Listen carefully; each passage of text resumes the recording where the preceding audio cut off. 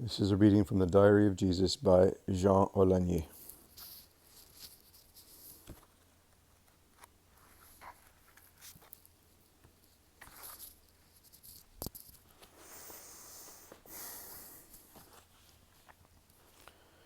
(7:30) of April 5th, 30 A.D., approximately. The sun was already up when Jesus arrived at the Antonia fortress. The chief priests, the scribes, and the elders refused to enter the Roman residence, since they had purified themselves for the Passover. 2 centurions left to inform Pilate. Roman lancers brought Jesus into the palace and formed a square of halberds around him. John chapter 18, verse 29. And so Pilate went to meet them outside. "What charge," he asked, "do you bring against this man?" They answered, "We would not have given him to you if he had not been a malefactor." "Take him yourselves," Pilate said to them, "and judge him according to your own law." At this the Jews said to him, "It is illegal for us to put any man to death." This was in fulfillment of the words Jesus had spoken when he prophesied what death he would die. So Pilate went back into the palace and summoned Jesus. "Are you the king of the Jews?" he asked. "Do you say this of your own accord?" Jesus answered. "Or is it what others have told you of me?" Pilate answered, "Am I a Jew? Your own nation and its chief priests have given you up to me. What have you done?" "My kingdom," Jesus said, "does not belong to this world. If my kingdom were one which belonged to this world, my servants would be fighting to prevent my falling into the hands of the Jews. But no, my kingdom does not take its origin here." "You're a king, then?" Pilate asked. Jesus answered, "Your own lips have called me a king. What I was born for, what I came into the world for, is to bear witness to the truth. Whoever belongs to the truth listens to my voice." Pilate said to him, "What is truth?" And with that, he went back to the Jews again and told them, "I can find no fault in him." But they insisted. Luke chapter 23, verse 5. "He stirs up the people. He has preached all over Judea, beginning in Galilee and ending here." Pilate, hearing Galilee, asked whether the man was a Galilean. When he learned that he belonged to Herod's jurisdiction, he remitted his cause to Herod, who was also in Jerusalem at this time. 8:30 a.m. approximately. On the way there, Jesus came across Judas again. Once more, he looked at the traitor with compassion. Luke chapter 23, verse 8a. Herod was overjoyed at seeing Jesus. For a long time he had been eager to see him, because he had heard so much of him. Manan had most likely told Herod, his foster brother, about Jesus. Luke chapter 23, verse 8b. Herod hoped to witness some miracle of Jesus's. He asked him many questions, but he could get no answer from him, although the chief priests and scribes stood there loudly accusing him. So Herod and his attendants made a jest of him, and arrayed him in a white garment out of mockery, and sent him back to Pilate. They took him back along the same streets. This time Jesus saw all the shepherd disciples standing in a group, together with some Galileans. Alphaeus of Sarah and Joseph, Jesus' cousin, were among them. A little further, Jesus had the opportunity to smile at his friends Manan, Chuza, and Johanna, as well as his apostle John. Jesus could only find a few drops of love in an ocean of hatred. 9 a.m. approximately. Luke chapter 23, verse 13. And now Pilate summoned the chief priests and the rulers and the people, and said to them, "You have brought this man before me as one who seduces the people. I examined him in your presence and could find no substance in the way of charges you bring against him, nor could Herod when I referred you to him. It is plain that he has done nothing which deserves death. I will scourge him, and then he shall go free." Now he had to grant them the liberty of one prisoner on the feast day. But the whole crowd cried out, "Away with this man! We must have Barabbas released." Barabbas was a man who had been thrown into prison for raising a revolt in the city and for murder. Once more Pilate spoke to them, desiring to release Jesus. But they continued to answer with shouts of, "Crucify him! Crucify him!" Then for the third time he said to them, "Why? What wrong has he done? I can find no fault in him that he deserves death. I will scourge him, and then he shall go free." Then he turned to a centurion, saying, "Scourge him." After Jesus was scourged, John chapter 19, verse 2, the soldiers wove a crown out of thorns. They put it on his head and dressed him in a scarlet cloak. They then began to come to him and say, "Hail, King of the Jews!" and strike him in the face. 10:30 approximately. John chapter 19, verse 4. And now Pilate went out again and said, "See, I am bringing him out to you, to show you that I cannot find any fault in him." Jesus then came out, still wearing the crown of thorns and the scarlet cloak. At this Pilate said to them, "See, here is the man." When the chief priests and their servants saw him, they cried out, "Crucify him! Crucify him!" "Take him yourselves," Pilate said, "and crucify him. I cannot find any fault in him." The Jews answered, "We have our own law, and by our law he ought to die, for pretending to be the Son of God." When Pilate heard this, he was more afraid than ever. Going back into the palace, he asked Jesus, "Where are you from?" But Jesus gave him no answer. Matthew chapter 27, verse 19. Even as he sat on the judgment seat, Claudia, his wife, had sent him a message. "Do not meddle with this innocent man. I dreamed today that I suffered much on his account." John chapter 19, verse 10. Pilate then said to him, "You do not speak to me? Do you not know that I have power to crucify you and power to release you?" Jesus answered, "You would not have any power over me at all, if it had not been given you from above. That is why the man who gave me up to you is more guilty yet." After this, Pilate was for releasing him.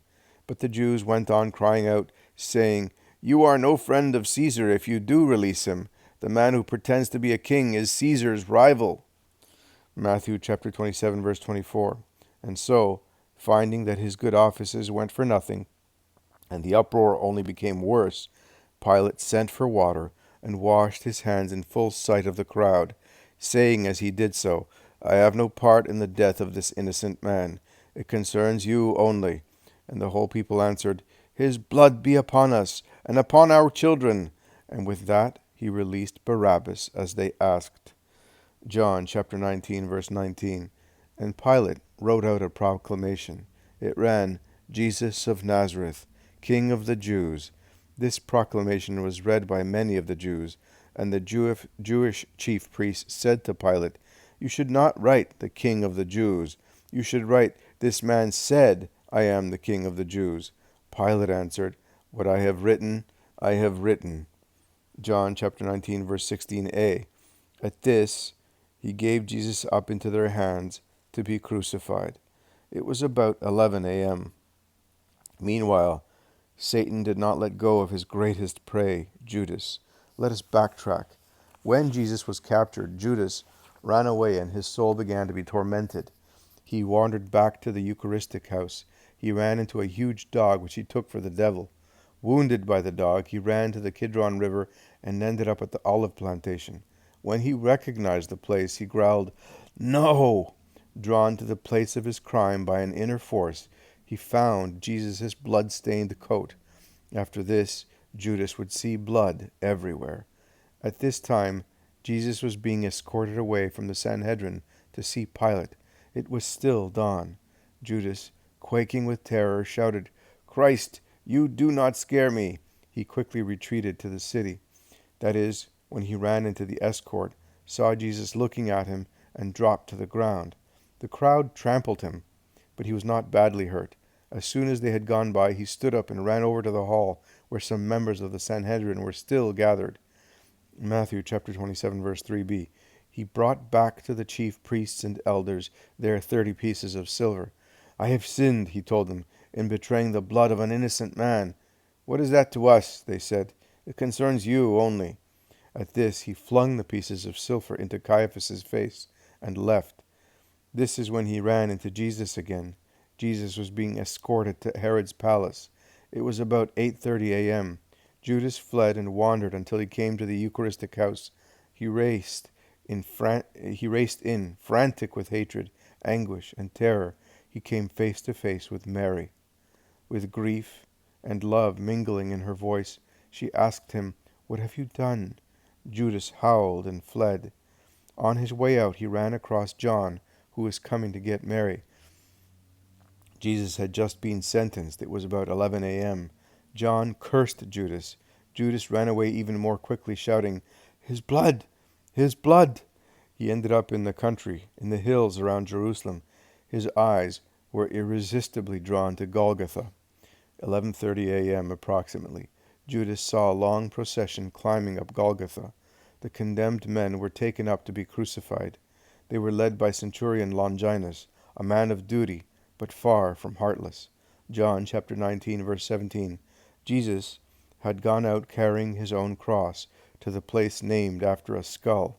Its Hebrew name is Golgotha.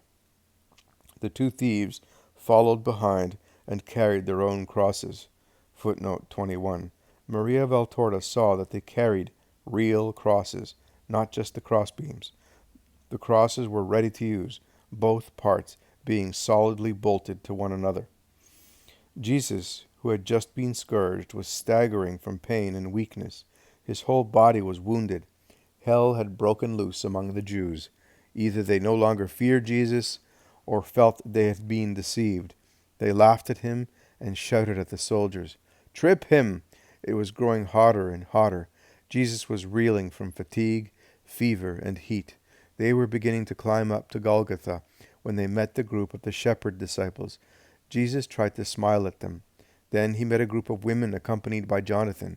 These were Johanna, Veronica, Sarah, Marcella, Eliza, Plautina, Lydia, Valeria, and a few others. Veronica handed a handkerchief of very fine linen to Jesus. He pressed it on his face and gave it back to her. Jesus was panting, but he still managed to say, Luke chapter 23, verse 28b, "Daughters of Jerusalem, do not weep over me, but weep for yourselves and for your children. Behold, a time is coming when people will say, 'Blessed are the barren, the wombs that never bore children, and the breasts that never gave suck.'" Then he said, "I bless you. Go back home and pray." It was now about noon, and the sun was getting hotter and hotter. After this, Jesus met his mother, who was accompanied by John. When John ran into Judas, he was on his way to get Mary, who was beside herself with grief.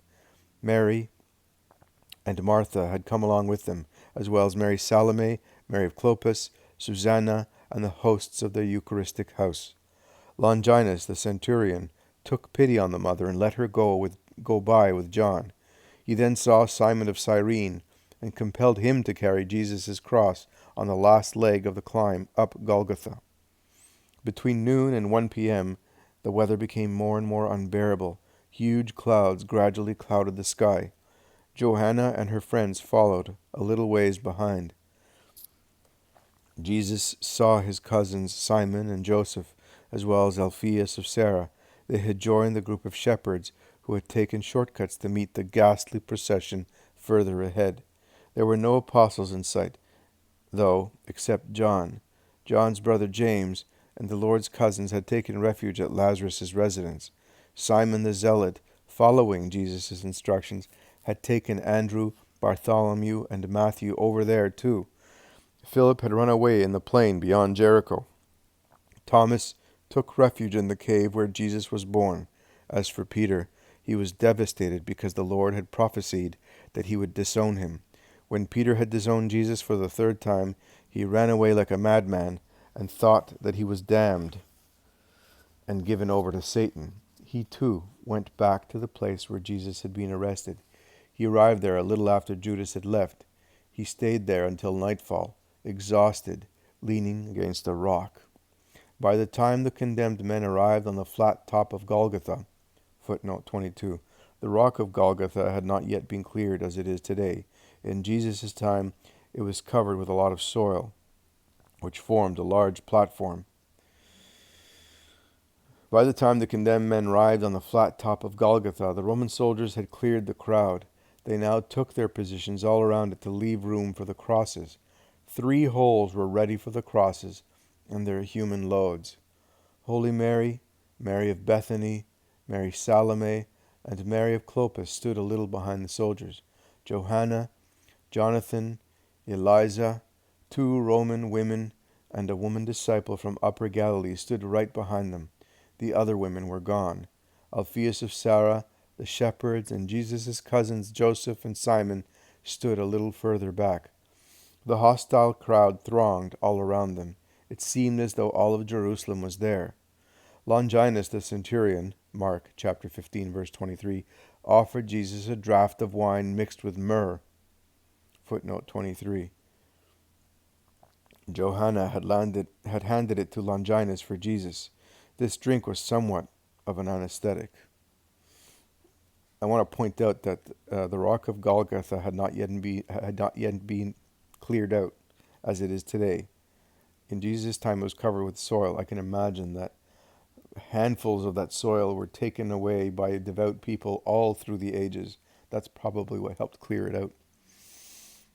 Anyway, going on.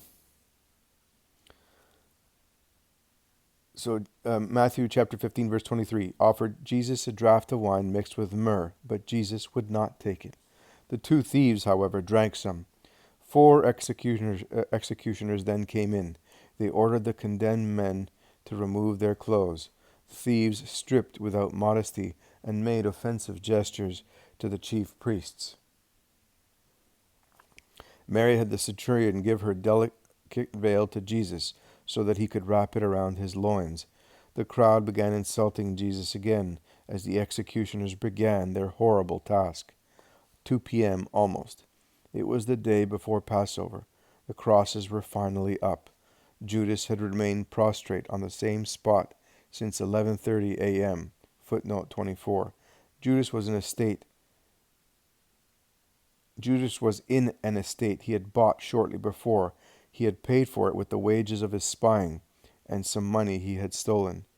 His eyes being irresistibly drawn to Golgotha, he immediately noticed the raised crosses. He cursed Christ. His face convulsed and he howled. Saliva drooled out of his mouth in 2 places. His eyes rolled wildly in their sockets. He searched for a suitable tree. He hung himself. Meanwhile, it grew increasingly darker. Matthew chapter 27, verse 45. From the 6th hour, noon onwards, there was darkness over all the earth, until the 9th hour, 3 p.m. Longinus allowed Mary and John to come near the cross. He thought John was Mary's son. Mary did not pay attention to the insults addressed to her. She paid attention to Jesus alone. With her torn smile and her infinite love for Jesus, she tried to comfort him. Footnote 25. In Maria Valtorta's work, Jesus explains that it is possible for human beings to love with an infinite love, even if they are finite and limited. Do you know, he asked his apostles, how human beings can possess an infinite love? By being so closely united to God that they are only one with him. When this happens, the creature truly disappears in the Creator, and the Creator, who is infinite, acts. Jesus said this to the apostles when they came back from their retreat, which began on March 26th of AD 29. Editor. The chief priests began to march in file up a little trail that came relatively close to Jesus' cross and back down below on the other side. In this way, each of them could take turns insulting and blaspheming him. The crowd also took part in this disgusting parade. Mark chapter 15, verse 29. Hey, they said, you who would destroy the temple and build it up in 3 days, come down from that cross and rescue yourself. In the same way, the chief priests and scribes said mockingly to one another, he saved others, he cannot save himself. Actually, deep down, they had never felt very much at ease with Jesus. Mark chapter 15, verse 32a. Let Christ, the King of Israel, come down from the cross here and now, so that we can see it and believe in him. Luke chapter 23, verse 39. And one of the 2 thieves who hung there fell to blaspheming against him. Save yourself and us too, if you are the Christ, he said. But the other rebuked him. What, he said, do you not have fear of God, You are undergoing the same sentence. In our case, it is just. This is exactly what we deserved. But this man has done nothing wrong." Jesus now spoke for the first time since his tortures had begun. Luke chapter 23, verse 34b. "Father, forgive them. They do not know what they are doing." At that, the second thief, Luke chapter 23, verse 42, said to Jesus, "Lord, remember me when you come into your kingdom." And Jesus said to him, "I promise you, this day you shall be with me in paradise." A cold wind began gusting more and more violently. Thick clouds were rolling in across the sky. It became increasingly more sinister on Golgotha. The light turned greenish and dusky. This is when, John chapter 19, verse 26b, Jesus said to his mother, "Woman, this is your son." 27a. Then he said to his disciple, John, "This is your mother." Thick clouds blackened the sky as Christ drank deeper from his cup of suffering. Nicodemus and Joseph elbowed their way right up to the shepherds. 3 p.m. Mark chapter 15, verse 34. At the 9th hour, Jesus cried out with a loud voice, "Eloi, Eloi, lama sabachthani," which means, my God, why have you forsaken me?" Hearing this, some of those who stood by said, "He is calling Elijah." John chapter 19, verse 28. And now Jesus knew well that all that the Scriptures demanded for its fulfillment was accomplished, and he said, "I am thirsty." By now, the wind was steady and violent. It raised dust into everyone's throats. Even the strong and healthy felt it. John chapter 19, verse 29. Now there was a jar there full of vinegar. So a soldier put a sponge full of vinegar on a stick of hyssop and brought it close to Jesus' mouth. Vinegar was used because it causes the person to salivate. At first, Jesus sucked eagerly, but he immediately tried to spit it out because it burned his wounded lips. He was just like a poor child now, tortured right in front of his mother. He moaned, "Mother," and Mary answered him, "Yes, my dear, I am here. I am not abandoning you. Listen to me, my dear." It was heartrending. John began crying openly. Longinus, the centurion, who had been through a lot, could hardly contain his emotions. Jesus uttered some of his last words. John chapter 19, verse 30b. "Everything has been done." With infinite softness, he then ardently prayed. Luke chapter 23, verse 46b. "Father, into your hands I commend my spirit." At this, he yielded his spirit. In one last horrible convulsion, at this very moment the earth rumbled and lightning streaked across the sky, striking the city, the temple, and the crowd over and over again. A mighty gale lashed out, and the ground shook violently. The three crosses began to sway and looked as though they might fall over. John held up Mary. Matthew chapter 27, verse 51a. And all at once the veil of the temple was torn apart from the top right to the bottom. The people in Jerusalem were panic-stricken. They became even more terrified when they heard that, Matthew 27, verse 52, the graves were opened, and many bodies arose out of them, bodies of holy men gone to their rest. The women were no longer kept at bay by the soldiers. They quickly replaced John in caring for the Blessed Virgin. Mary of Magdala and Mary Salome held her up, and Martha and Susanna dabbed her face with a cloth dipped in vinegar. Her sister-in-law, heartbroken, kept kissing her hands. All the others were gone. Nicodemus and Joseph came to get Jesus' body. Longinus having sent them, they, Mark chapter 15, verse 43b, boldly went to Pilate and asked to have the body of Jesus. Meanwhile, Longinus walked over to John and whispered something to him. After this, he asked for a spear, and John chapter 19, verse 34b, opened Jesus' side with it. Immediately blood and water came out.